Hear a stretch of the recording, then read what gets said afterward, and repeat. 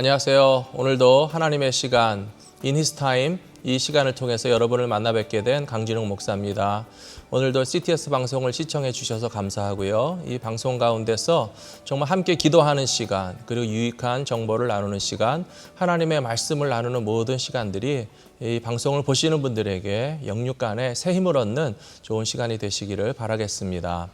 오늘도 첫 번째 순서는 중보 기도를 부탁해 하신 분들이 계시는데요. 이 시간에 같이 그 기도의 제목을 소개해드리고 또 같이 기도하는 시간을 갖도록 하겠습니다. 어떤 성도님께서 익명으로 보내주신 기도의 제목입니다. 같은 교회 다니는 청년을 위해서 기도해달라고 부탁하셨습니다. 이 청년은 3살 때 뇌종양에 걸려서 큰 수술을 받았고 정말 하나님의 은혜로 회복되어서 이후로 착하고 신실하게 건강하게 교회 안에서 잘 성장해온 청년입니다. 그런데 얼마 전에 머리가 아파 병원에 찾았다가 뇌종양이 다시 재발됐다는 소식을 들었고 종양도 크고 상태가 나빠서 이미 2차례 수술을 받았습니다. 그런데 경과를 지켜보고 재수술을 또 받게 될지도 모른다고 하는데 이 젊고 착하고 무엇보다도 선교적인 비전을 가진 신실한 믿음의 청년이 현재 교회의 일원으로서 한마음 한뜻으로 같이 기도하고 있으니 우리 CTS 방송에서도 같이 기도해 주시라고 부탁했습니다. 모든 것이 하나님의 섭리 가운데 있는 것을 믿고 이 시간에도 하나님께서 큰 사랑을 이 청년과 가족들과 또 우리 교회 식구들 모두가 함께 경험하기를 기도하고 간절히 바라기는 상태가 아무리 나쁠지라도 우리의 치유자 되시는 여호와 라파의 하나님이 반드시 회복시켜 주시기를 간절히 기도한다고 기도를 부탁해 오셨습니다. 익명의 성도님께서 보내주신 교회 청년을 위한 기도 제목, 뇌종양 수술 2번이나 받았고 또 재발되거나 재수술 받을 가능성도 있기 때문에 하나님의 치유하심을 구하는 기도를 같이 해주시라고 부탁하셨습니다. 이 시간에 저도 기도하고 시청자들께서도 같이 기도해 주시면 감사하겠습니다. 기도하겠습니다. 자비로우신 아버지 하나님, 우리 육신의 생명의 주관자가 되시고 우리가 연약할 때에 우리를 위하여 치유의 능력을 베풀어 주시는 줄로 믿습니다. 아버지여, 광야에서 이스라엘 백성들이 불뱀에 물렸어도 하나님의 치유하심을 바라고 노뱀을 바라볼 때에 그 믿음 가운데 구원과 치유를 허락해 주셨던 줄로 믿습니다. 우리 주 예수님께서 얼마나 많은 병자들과 또 그 육신의 질병과 고통을 가진 자들을 위로해 주시고 만져주시고 치유하여 주셨는데 이 시간에 간절히 기도하오니 뇌종양을 어렸을 때부터 또 겪고 또 이렇게 청년이 된 후에도 다시 수술을 받을 수밖에 없었던 믿음의 청년을 하나님께서 고쳐주시옵기를 간절히 기도합니다. 아버지여, 믿음 안에서 자랐습니다. 선교의 사명을 받았습니다. 땅끝까지 예수의 복음을 전하기 원하는 마음의 소원이 있사오니 하나님께서 귀한 복음 전도자의 도구로 사용하기를 원하시는 줄로 믿습니다. 치유하여 주시옵시고 기적의 역사를 베풀어 주시고 가족과 성도들과 믿음의 식구들이 함께 기도하고 이 시간 또한 CTS 방송을 통하여서도 방송을 함께 보시는 분들이 하늘의 하나님 앞에 함께 합심하여 기도하고 있사오니 저희의 기도를 들어주시고 치유하시는 능력 여호와 라파의 하나님을 만날 수 있도록 허락하여 주시옵소서. 우리 주 예수 그리스도의 이름으로 간절히 기도합니다. 아멘. 감사합니다. 2번째 기도 제목 소개해드리겠습니다. 성함은 월러스라고 하는 성도님이시고요. 이 성도님께서는 보내주신 기도의 제목이 살아가면서 관계의 문제가 가장 어려운 것 같습니다. 아무리 기도하고 마음을 다잡아도 막상 사람들을 상대하면 굳게 결심했던 마음들이 힘없이 쓰러집니다. 부디 눈에 거슬려도 사랑하고 귀에 거슬려도 사랑하고 마음에 싫어도 사랑할 수 있는 주님의 마음을 갖기를 원합니다. 그래서 상대를 자꾸 제 시선으로 평가하지 않고 주님이 우리를 있는 그대로 받아들이시고 사랑해 주셨듯이 저도 그렇게 살아가기를 원합니다. 라고 월러스 성도님께서 기도 제목을 보내주셨습니다.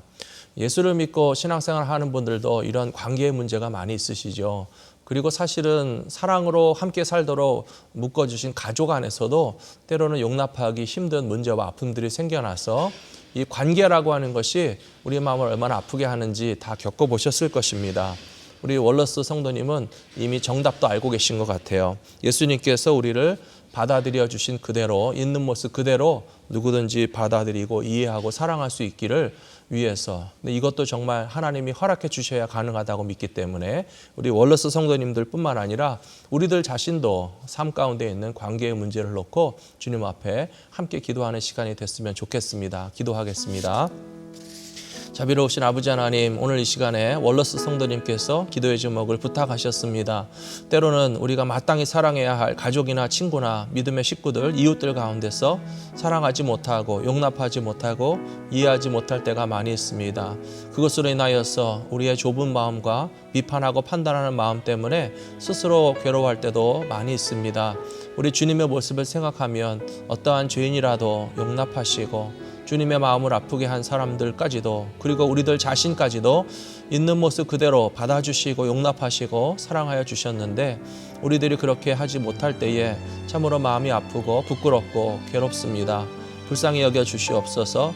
아버지 하나님, 월러스 성도님의 마음 가운데도 주님의 마음과 같은 너그럽게 이해하고 용납하고 누구든지 품어줄 수 있는 넉넉한 마음을 주실 뿐만 아니라 이 자리에 같이 기도하는 모든 성도들, 방송을 보시는 분들도 참으로 예수 그리스도의 마음을 품게 하여 주시옵소서. 가족 가운데, 친구 가운데, 이웃 가운데 아직까지도 용납하지 못하고 용서하지 못하고 내가 이해할 수 없는 그 모습들까지라도 주님의 마음으로 바라볼 수 있는 눈이 열려지게 하여 주시옵시고, 십자가의 그 사랑을 우리도 조금이라도 본받아서 품어줄 수 있는 귀한 역사가 내 마음속에도 우리 마음속에도 일어날 수 있도록 주여 인도하여 주시옵소서. 우리 주 예수 그리스도의 이름으로 간절히 기도합니다. 아멘.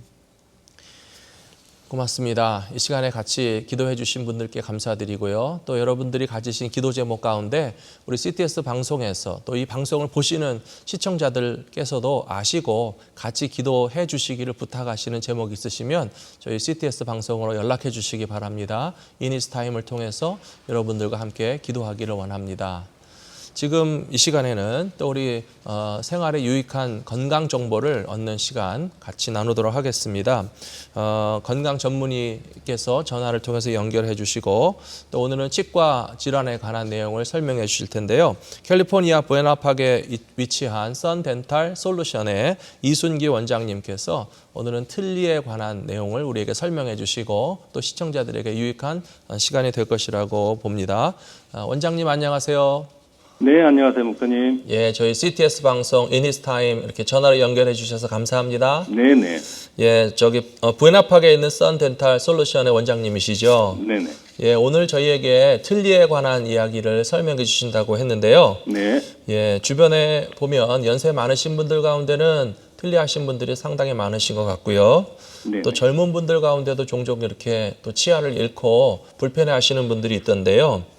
어떤 경우에 틀니를 사용하시게 되는지 설명해 주시면 감사하겠습니다. 네네. 틀니는 다들 아시고 계시겠지만 환자분이 입안에서 장착을 본인 스스로가 넣었다 뺐다 하는 의치를 말하는 거고요. 네. 보통 상실된 치아 수가 많고 연결할 인접 치아가 없는 경우에 많이 합니다. 예를 들면 치아가 1개나 2개 정도 상실되면 전에는 좌우 치아를 깎아내서 브릿지란 형태로 고정성 보철물을 많이 했지만 네. 그 치아 수가 너무 많으면 길이가 너무 길어지고 저장력을 견딜 수 없기 때문에 틀니를 하시게 됩니다. 아, 그렇군요. 네네. 최근에는 임플란트 발전으로 틀니 네. 하시는 케이스가 점점 줄어들고는 있지만 네. 모든 환자분들이 임플란트를 다 할 수가 없는 거고요. 그렇죠. 예를 들면 전신질환에 심한 전신질환이 있으시다든지 네. 잇몸뼈가 너무 많이 녹아내려 가셔서 임플란트 하기가 힘드시다든지 아니면 경제적인 문제 등등으로 임플란트 하기가 힘든 경우에 아직도 많은 틀니가 환자분을 위해서 장착되고 있습니다. 아, 그렇군요. 네네. 그러니까 여러 개의 치아를 잃어버리시고 임플란트를 하실 수 없는 상황인 경우, 네네. 또 그다음에 비용적인 측면에서도 임플란트에 비해서 틀니가 많이 저렴한가 보죠? 네네. 왜냐하면 틀니를 크게 나누면 전체 틀니와 부분 틀니로 나누시게 되는데요. 전체 틀니라는 거는 치아가 한 개도 남아있지 않으신 케이스를 말씀드리는 거고, 부분 틀니는 일부 치아는 있으나 일부가 상실된 경우인데, 전체 틀니 같은 경우 임플란트로 전부 회복을 하기 위해서는 많은 수의 임플란트가 들어가고요. 그렇죠. 또 이미 그렇게 많은 치아를 잃었다면은 주변에 있는 잇몸뼈 상태나 잇몸들도 좋은 상태가 아니기 때문에 추가적인 뼈 이식이라든지 다른 보조적인 수술들이 필요하기 때문에 비용이 많이 들어가게 됩니다. 네. 그렇군요. 그런데 이제 주변에 있는 분들을 보면요. 치아가 네네. 한두 개 없거나 또 몇 개가 없어도 네네. 다른 쪽에 또 치아로 식사도 하실 수 있기 때문에 굳이 틀니가 필요할까라고 생각하는 분들도 계신 것 같은데요. 네네. 치과 선생님으로서 틀니가 꼭 필요하다고 또 설명해 주시는 이유가 있으실까요? 네네. 만약에 치아를 상실했는데 틀니를 하지 않고 지내게 되시면 네. 일단 기본적으로 치아 개수가 모자라기 때문에 저작 기능이 저하가 됩니다. 네. 저작 기능은 음식을 골고루 잘 씹어서 예. 소화가 충분히 될 수 있도록 또 음식물 섭취를 도와서 몸의 영양분이 고루 전달될 수 있도록 해야 되는데 네. 치아 개수가 모자라면 그 기능이 저하될 것이고요. 네. 두 번째로 치아가 상실된 경우에는 주변 치아들이 빈 공간을 메꾸기 위해서 이동하기 시작하고 쓰러지기도 하고 예. 반대편에 있는 치아는 위쪽에 있는 치아나 아래쪽에 있는 치아들이 맹출하게 됩니다. 그렇게 되면 전반적으로 치아 배열이 고르지 못하게 되고 네. 부정교합을 일으키게 되고 예. 부정교합이 있으시게 되면 남아있는 치아들이 기능하는 거에도 방해가 되기 때문에 그렇군요. 예, 틀니를 하지 않고 네. 상실된 채로 지나시면 여러 가지 기능 저하가 일어날 거고요. 예. 또 최근에 많이 이제 얘기가 되고 있는데 치아가 저작 기능을 수행하지 못하면 네. 뇌 활동에도 좋은 자극을 주지 못하기 때문에 네. 치매에 걸릴 확률이 높아진다 하는 논문들이 많이 나오고 있습니다. 그렇군요. 네, 거기에다가 일단 이가 없으시면 특히 앞니 같은 게 상실된 경우에는 심미적인 문제가 있고요. 보기에 좋지 않고요. 네. 또 발음이 잘 나오지 않을 거고 네. 또 침 분비 등이 저하되기 때문에 특히 이제 나이 드신 환자분들께서는 생리적으로 침 분비가 갈수록 줄어들게 되는데 입속이 마르게 되는 네네 거죠. 최근에도 입이 마르게 되면 구강 건조증에 의해서 나타난 증상들이 굉장히 많습니다. 그래서 네. 치아를 상실한 치아를 회복하지 않으면 이런 여러 가지 부작용들이 일어날 수가 있겠습니다. 네. 그러니까 하나님이 우리에게 주신 신체 기관은 필요하지 않은 게 하나도 없는데 네, 맞습니다. 그거를 잃게 되면 이렇게 또 의학적으로 반드시 보충해 주는 것이 여러 가지로 유익하다는 말씀이 되시겠네요. 네네. 예, 그렇다면 환자가 그 틀니를 만드시게 될 때 어떤 과정을 통해서 어떻게 제작되는지 설명해 주시겠습니까? 네네.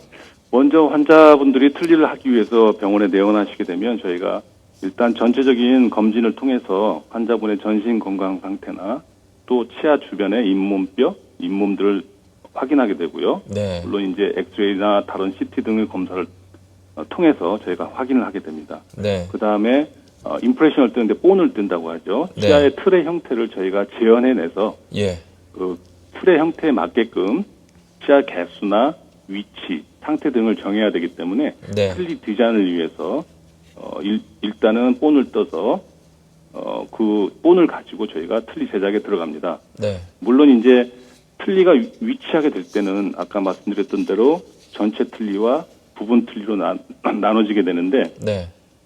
전체 틀니든 부분 틀니든 치아가 상실된 부분을 인공 치아로 수복을 하게 됩니다. 저희가 네. 그러면 그 치아의 위치들은 입 주변의 근육과 혀의 작용들이 중화되는 지점에 위치시켜야 되고요. 네. 게다가 또 웃으실 때 웃는 스마일 라인도 저희들이 맞춰드려야 되고 네. 위아래 치아의 맞물림, 치아의 모양 등을 결정해야 되기 때문에 중간중간에 치아 고경 결정하는 단계, 그다음에 또 치아를 심어서 다시 한번 확인하는 단계, 여러 단계를 거치게 됩니다. 네. 굉장히 전문적인 내용도 많이 말씀해 주셨는데요. 네네. 정말 그렇기 때문에 잘 하실 수 있는 좋은 의사 선생님을 만나는 것이 굉장히 중요한 것 같습니다. 네네. 저희 교회도 어르신들이 많이 있으셔서요. 네. 제가 이제 말씀 나누다 보면 네. 어떤 분은 굉장히 틀니에 만족하신다는 분도 계시고요. 네네. 어떤 분은 너무 불편하고 피도 나고 막 음식물도 껴서 네네. 그 의사 선생님한테 계속 가야 되는지 아니면 더 잘해주시는 분이 없는지 막 서로 고민하시는 얘기도 들은 적이 있거든요. 네, 맞습니다. 그럼 틀니를 맞추시고 거기에 불편함이나 문제가 있다면 어떻게 개선해 나갈 수 있는지도 네. 좀 설명해 주시겠습니까? 네네. 기본적으로 틀니를 하게 된 경우에는 치아가 상실되고 아까 말씀드렸듯이 뼈가 많이 흡수가 된 상태에서 아주 아이디얼한 상태에서 시작되는 게 아니기 때문에 네. 죄송한 말씀이지만 환자분들이 기대치는 조금 너무 높게 가지시면은 아무래도 실망이 크시기 때문에 네. 틀니로 쓸 수 있는 저희의 저작압은 네. 자연차로 씹을 때 한 20에서 30% 정도 생각하고 있습니다. 아, 그렇게 적군요. 예. 또 최근에 이제 미국 보철학회에서 조사한 바에 의하면 네. 위아래 틀니를 끼고 계신 분 중에 네. 20에서 30% 사이 정도가 음식을 드실 때 틀니를 일부러 빼고 드신 경험이 있다고 합니다. 그 예. 이유는 예.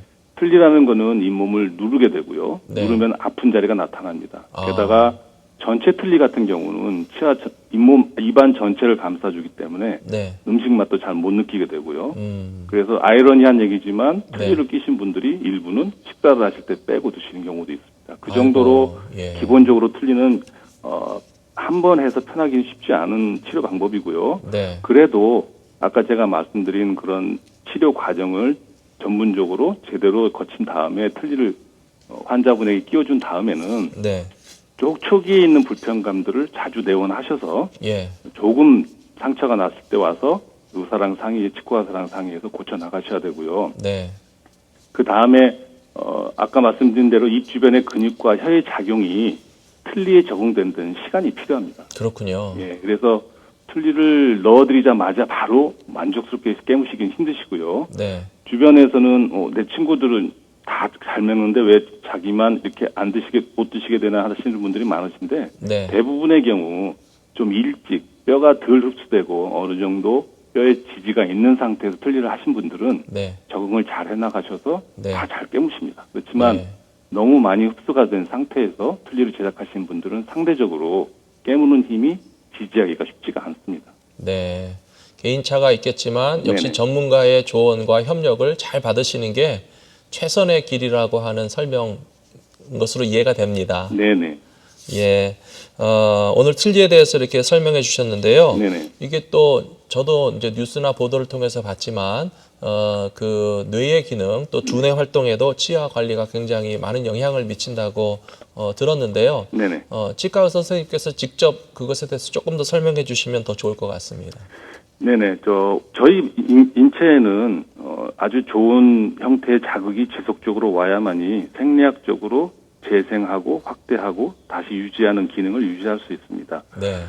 치아가 저작을 할 경우에는 치아에 받는 힘이 일반인 생각하는 것보다 훨씬 큰 압력이 오게 되고요. 네. 그 압력은 치아에 분포되어 있는 신경 전달을 통해서 뇌에 좋은 자극을 주게 됩니다. 네. 근데 그런 자극이 없이 오랫동안 지나치게 되면 기본적으로 주변 근육들이 퇴화되고요. 아. 사람 몸은 안 쓰면 안 쓸수록 퇴화되는 거기 때문에 네. 그렇게 되면 뇌에 대한 자극이 점점점 줄어들면서 거기에 따른 부작용도 치매에 걸리신다든지 몸 행동이 우둔해진다든지 그런 현상들이 나타나는 걸로 보고 있습니다. 네. 아이고, 우리 치과 선생님께서 말씀해 주시니까 더 많은 것을 잘 알게 됐고요. 네네. 오늘 바쁘신 시간에 이렇게 유익한 정보 제공해 주셔서 대단히 감사합니다. 네, 감사합니다, 목사님. 네, 이제까지 썬덴탈 솔루션의 이순기 원장님께 틀니에 관해서 좋은 정보 전해 주셨습니다. 고맙습니다. 네. 이제는 하나님의 말씀을 같이 나누는 시간을 갖도록 하겠습니다. 여러분들 잘 아시는 것처럼 지금 우리는 사순절 기간을 보내고 있죠. 예수님의 십자가의 고난과 또 그 너머의 부활 사건을 기다리고 또 우리 마음 가운데 소원하면서 정말 예수님에 대하여 더 깊이 알아갈 수 있는 가장 좋은 경건에 유익한 시즌을 보내고 있다고 볼 수 있습니다. 그래서 저는 이 사순절 기간 동안에 저희 교회에서도 우리 교회 성도님들과 예수님을 어떻게 하면 더 잘 알 수 있을까 해서 요한복음에 나오는 예수님께서 나는 무엇이다. I am something, ego eimi라고 하는 헬라어를 들어보신 적이 있으실 거예요. 그래서 예수님께서 나는 선한 목자다라는 말씀하셨죠. 그리고 나는 길이요, 진리요, 생명이라는 말씀도 하셨고요. 또 여러 가지 7가지 예수님은 무엇이다라고 직접 말씀해 주신 내용이 있는데요. 오늘 그중에 첫 번째로서 나는 생명의 떡이다라고 말씀하신 예수님의 이야기를 통해서 이 사순절 기간 동안에 예수님은 어떤 분이신가 우리가 더 깊이 알고 주님을 가까이 할 수 있는 시간을 가지게 되었으면 좋겠습니다. 예수님께서 생명의 떡이다라고 하신 말씀은 요한복음 6장 32절부터 35절까지 나와 있는 말씀에서 나는 생명의 떡이다라고 하는 그런 표현을 하셨습니다.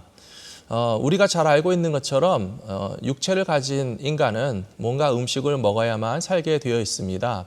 사람뿐만 아니라 모든 생명체들이 각각의 생명을 유지하고 보존하기 위해서는 에너지가 공급돼야 되고 양식을 먹어야만 한다는 사실을 잘 알고 계실 거예요.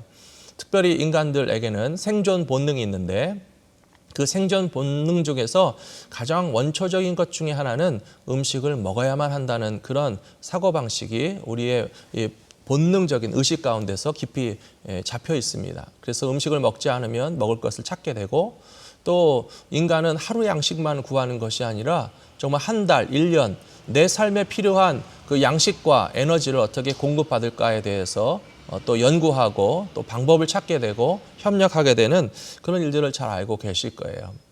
우리가 직업을 가지고 일을 하고 직장이나 사업을 하시는 이유가 있다면 물론 자아 성취라고 하는 아주 고상한 목적도 있습니다. 혹은 생활에 아무 어려움이 없기 때문에 내가 하고 싶은 어떤 분야에서 인생을 보람 있게 재밌게 보내실 수도 있을 거예요. 근데 아무리 고상한 목적을 가지고 직장 생활을 하시거나 사업하시는 분들도 또 생활에 여유가 있어서 먹고 사는 문제에 매달리지 않는다 할지라도 사실은 우리가 하루만 굶어도 음식을 먹지 않으면 기운이 없고 또 내 생명을 보존하기 위해서는 역시 뭔가를 먹어야만 한다는 의식을 떨쳐버릴 수는 없을 것입니다. 그런데 이 음식이 주는 기쁨과 에너지라고 하는 것은 유한하죠. 제한되어 있습니다. 하루 종일 맛있게 배부르게 음식을 먹어도 아마 하루 이틀을 먹지 않으면 또다시 배고파서 견디지 못하는 것이 육신을 위한 음식의 특징입니다. 그런데 오늘 요한복음 6장에 보시면 예수님께서 하신 말씀은 아주 흥미롭고도 놀라운 말씀을 주시고 있어요. 6장 35절 말씀에서 예수님께서 나는 생명의 떡이니 내게 오는 자는 결코 줄이지 아니할 터이요 나를 믿는 자는 영원히 목마르지 아니할 것이다 라고 말씀하셨어요. 한 번 먹으면 다시는 배고프지 않는 떡이 있다면 얼마나 기가 막힌 노릇이겠습니까? 목마를 때에 한 번 마시면 다시 목마르지 않은 그런 생명수를 우리가 찾을 수만 있다면 얼마나 좋겠습니까? 그런데 이것은 육신을 위한 떡이 아니고 우리의 육체의 목마름을 해결하는 물이 아니고 예수님께서 우리의 영혼의 양식이 되시고 생명의 양식이 되신다는 사실을 알려주시는 중요한 메시지가 담겨져 있다고 봅니다. 요한복음에서는 생명의 떡이 되시는 예수 그리스도에 대해서 우리가 잘 알 수 있도록 도와주는 보조적인 사건이 두 가지가 이미 발생했습니다. 그 중에 하나는 바로 여기 요한복음 6장 앞부분에서 예수님께서 오병이어를 가지고 5천 명을 먹이신 사건이 있었거든요. 5천 명이나 되는 사람들이 모여 있는데 그들이 먹을 양식이 없을 때에 예수님은 그저 보리떡 5개와 물고기 2마리를 가지고 많은 사람들을 먹여주셨습니다. 이 사건은 굉장히 인상적이고도 충격적이고 또 기억에서 지워지지 않는 사건이었던 것이 분명한 것 같아요. 왜냐하면 마태복음에도 기록되어 있고 누가복음 또한 요한복음, 마가복음, 사복음서에 빠짐없이 기록되어 있는 것을 보면 5천 명을 먹이신 사건은 예수님에게 제자들에게 그리고 무엇보다도 육신의 양식을 함께 예수님의 손에서 나오는 그 음식을 통해서 공급받은 사람들에게는 그 뇌리 속에서 평생토록 각인되어 있는 굉장히 중요한 사건이었던 것이 분명합니다. 그런데 예수님은 이렇게 많은 사람들에게 음식을 먹여주시는 기적을 베푸시고도 참 이상하게도 그들과 분리되셨습니다. 동떨어지시고 또 갈릴리 호수를 건너서 잠시 분리되어 있다가 다시 제자들을 만나신 자리에서 하신 말씀이 오늘 지금 6장 35절의 말씀이거든요. 그러니까 예수님에게는 이런 뉘앙스가 내포되어 있을 거예요. 얼마 전에 5천 명에게 먹이는 것을 제자들이 직접 보고 체험하지 않았느냐.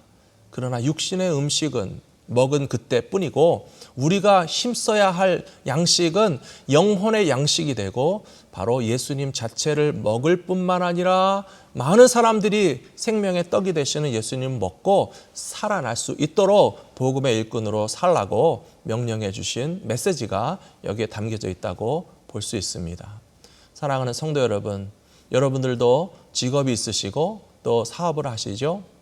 그런데 그것의 아주 근원적인 목적 중에 하나는 우리가 먹고 살아야만 한다는 심리가 깔려져 있습니다.